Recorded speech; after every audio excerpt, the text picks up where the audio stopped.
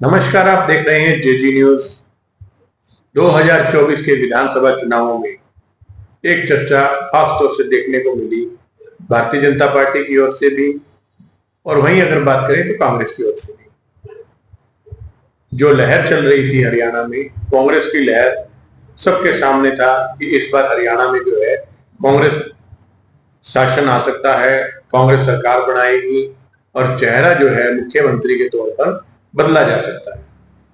ऐसे ही अनुमान लगाए जा रहे थे कि 50 सीटों से या 60 सीटों से ऊपर अगर सीटें आती हैं कांग्रेस की, तो कुमारी शैलजा जो है सीएम का चेहरा होंगी।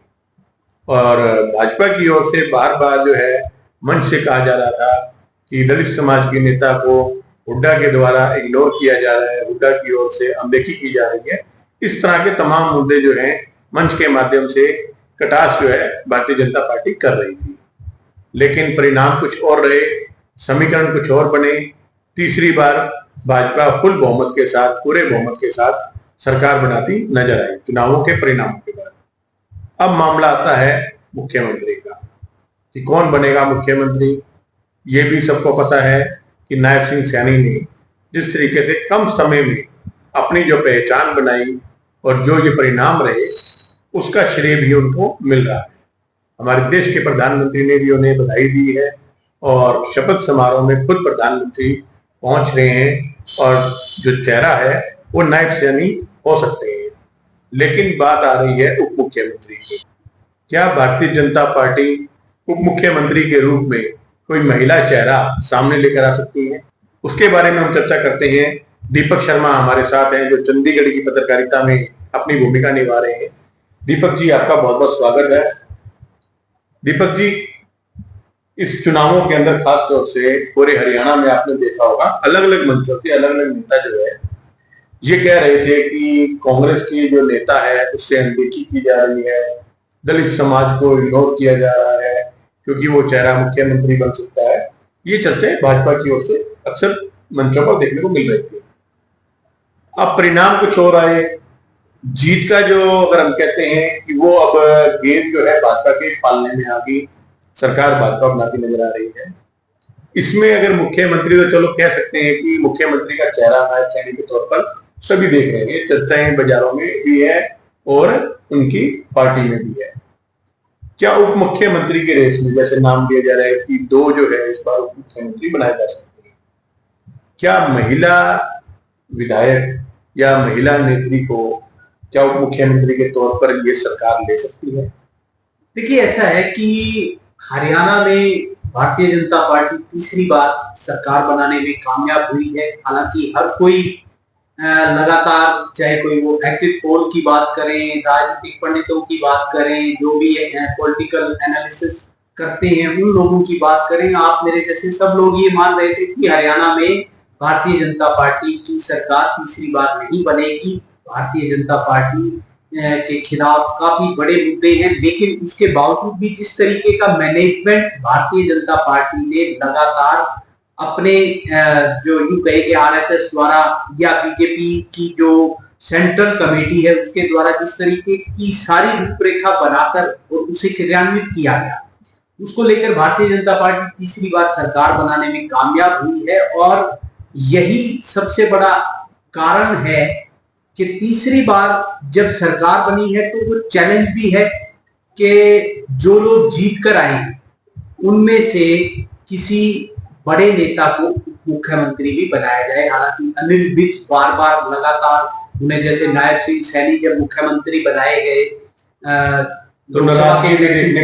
लोकसभा इलेक्शन से जस्ट पहले हटाकर, ताकि एंटी इनकम्बेंसी ना रहे भारतीय जनता पार्टी के खिलाफ, उनकी ऐसी सोच थी और वो कामयाब भी हुए। भारतीय जनता पार्टी वाले इसमें कामयाब भी हुए और नायब सिंह सैनी की सरकार में अनिल विज को मंत्री नहीं बनाया गया, लेकिन अनिल विज एक बार फिर जीत कर आए हैं और अनिल विज हैवीवेट नेता हैं। लेकिन जहां तक बात आप महिला उप मुख्यमंत्री की कर रहे हैं, तो राई से कृष्णा गहलावत है, कालका से शक्ति रानी शर्मा है जो विनोद शर्मा की धर्मपत्नी है, कार्तिकेय शर्मा जो वैसे तो आजाद के तौर पर राज्यसभा में गए थे, लेकिन उन्हें सपोर्ट जो है भारतीय जनता पार्टी और सबका था, और तो भारतीय जनता पार्टी में उनकी जो मदर हैं वो इलेक्शन से कुछ दिन पहले शामिल हुई और उसके बाद उन्हें भारतीय जनता पार्टी ने टिकट दिया और वो कालका से एमएलए बन गई।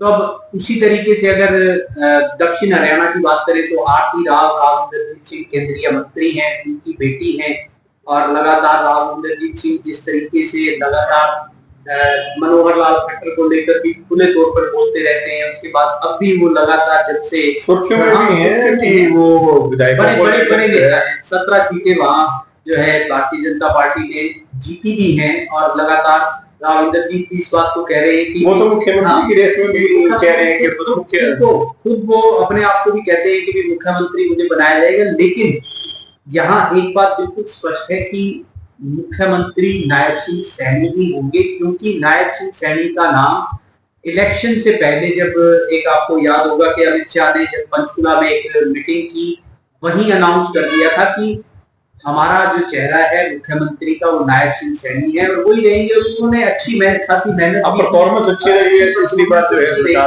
और उनके नेतृत्व में इतने एमएलए भी जीते और जीत कर आए, तो मुख्यमंत्री तो वो बन ही रहे हैं। लेकिन उनके साथ साथ देखने वाली बात ये रहेगी कि हरियाणा को क्या महिला उप मुख्यमंत्री मिलती है या नहीं, और उसकी रेस में अगर सबसे ऊपर किसी के नाम की बात करें तो सबसे ऊपर नाम राव इंद्रजीत सिंह की बेटी आरती राव का ही लिया जा सकता है, जो अटेली से हालांकि थोड़े मार्जिन से वहां इनेलो और बसपा का जो कैंडिडेट था उसने बहुत कड़ी टक्कर भारतीय जनता पार्टी की उम्मीदवार आरती राव को दी। लेकिन ऑल ओवर परफॉर्मेंस जो अहिरवाल के क्षेत्र में है वो भारतीय जनता पार्टी की अच्छी रही है। 23 में से 17 सीटें वहां भारतीय जनता पार्टी जीती है और ऐसे में देखने वाली बात यही रहेगी कि क्या भारतीय जनता पार्टी का शीर्ष नेतृत्व अब राव इंद्रजीत सिंह लगातार जिस तरीके से पिछले जब से रिजल्ट आया है 4-5 दिनों से अपने समर्थकों के बीच और जिस तरीके की वो बयानबाजी कर रहे हैं, क्या भारतीय जनता पार्टी का शीर्ष नेतृत्व उनकी बेटी को हरियाणा का पहला उप मुख्यमंत्री बनाता है, ये देखने वाली बात होगी।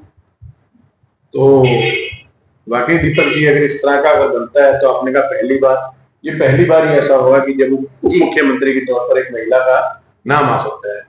तो खासतौर से हमारी जो ये चर्चा थी वो मुख्यमंत्री को लेकर थी और ये भी कि महिला चेहरा क्या हरियाणा में मुख्यमंत्री के तौर पर इस बार देखी जा सकती है, ये तो खैर समय बताएगा।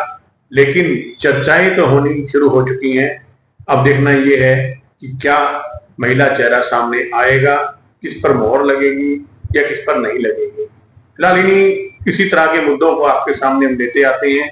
जो भी मुद्दे सामने आते हैं, जो लगता है कि क्या चर्चा हरियाणा में चल रही है, ग्राउंड लेवल पर क्या चर्चा चल रही है, कौन से मुद्दे हैं, कौन से प्राथमिकता के मुद्दे हैं, उन मुद्दों को उठाने का काम जेजी न्यूज हमेशा करता रहा है।